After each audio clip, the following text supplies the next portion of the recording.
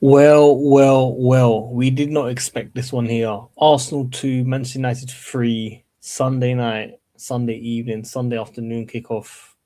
What a game. Um, as a neutral, not hating on Arsenal as always. United deserved it. Very, very good win. Um, but yeah, we're going to be talking about this game. Aston Villa picking up key points, City picking up key points, key points. Um, Title race is back open, people. 4 points. 4 points is what we're going to get into. Make sure you guys smash the like button, subscribe, and hit the notification. I will say tune in every single day, but your boy's going through surgeries and stuff. But we had to get content out here very, very quickly. What does this mean for the Premier League title? Arsenal could have been gone ages ago, if I'm being honest. But the performance today, they have to rely on big, tall men, corner kicks, free kicks, get everyone in the box, put pressure on. The football itself isn't good enough. Saka not scoring enough. You know, you can look at his assists, his goal contributions. I think he's got like 3 or 4 goals this season. Arsenal in first place. What's going on with him? Madueke has not scored in 1 year, 1 calendar year, people, currently. 365 days. Now, I look at United, and I'm going to be critical as well. I think Bruno Fernandes was really bad today, in my opinion. Even though they won, he got 2 assists or 1 assist or whatever. It's all good that you've been part of the goal, but let's be real. The goals from Dorgu and Cunha were sublime. It wasn't because of an assist. It was, well, actually Bruno's 1-2 with Dorgu. Fair enough. That's the only good football that you saw from him. But other than that, he was shocking. He was complaining. His passes were off.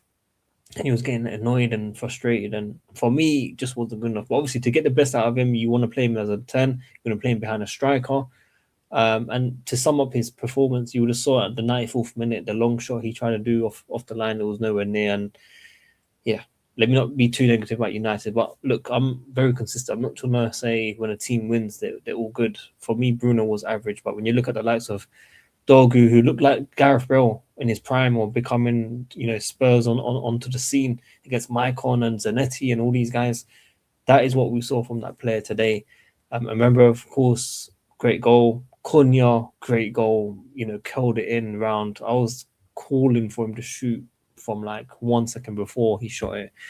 And it was perfect. Can't really complain.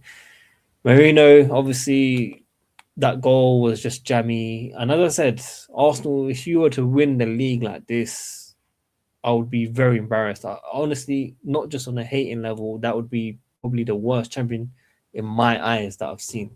Leicester would even be better from 2015 or 2016, whenever it was.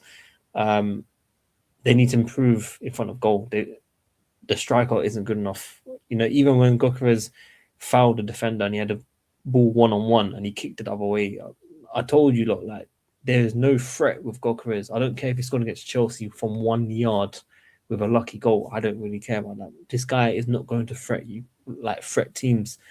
And as you can see right now, is this the beginning of the change in the Premier League? Now, what Arsenal have in their favour is Aston Villa, even though they picked up a key win against Newcastle away from home, they haven't been consistent. And Man City are not at their best, guys. Man City need to step up. But, when you look at Pep, is who you see right now, probably thinking and feeling like this after seeing United pick up 3 key points after, United beat City as well. So there's been no change after 2 weeks, basically.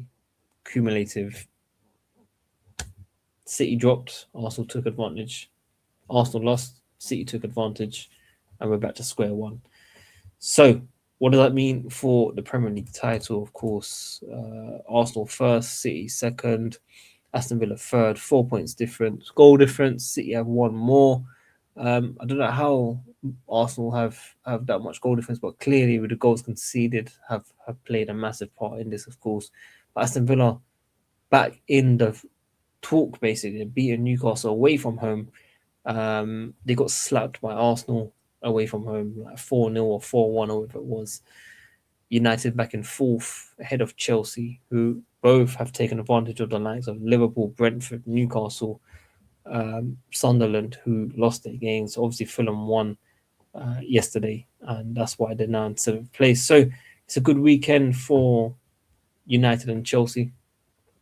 But yeah, it is going to be a long season. We still have 15 games to go. They are coming thick and fast. Arsenal have Chelsea very soon, the Carabao Cup for the second leg as well. They've obviously qualified for Champions League. They won't be playing those two extra games, which will be relief to them. Chelsea obviously have Napoli away from home, where they need to pick up as many points as possible. At least a win definitely will secure them the top 8 to avoid those two games. A draw might not be enough because there was about 8 other teams with the similar points of 13 in the Champions League. So City, I think, are safe, or maybe they need to win. I think City are in a similar position as Chelsea. They need to focus on that as well. It's not looking good for Chelsea and City, of course. City 11th, yeah. So they need to win to give them the best options. Who have they got? Galatasaray at home, a very, very big game. So yeah, as I said, people, 3-2 win, crazy. United have done it basically. So yeah, let me know what you guys are thinking about this one. Obviously, Newcastle losing at home against Villa, bringing them back into title race, 4 points behind. City, obviously 2-0 win. A triple captain Haaland didn't get nothing out of it, and it's a big L for me. But regardless, to see Arsenal lose, I'm very happy. Shout out to Retro. Shout out to all my guys in secondary school that have been hating on Chelsea fans, and rightly so, because Chelsea are shocking. But one thing we do know, like the Eminem lyrics, but I want to change to football. It's happening again. It's happening again. Arsenal Football Club. It's happening again. Obviously, you guys are still leading. You guys could still win because other teams struggling and stuff. But I wouldn't be surprised if you look bored like Tottenham. But yeah, until then, guys, City Talks Football. I'm out, man. Peace.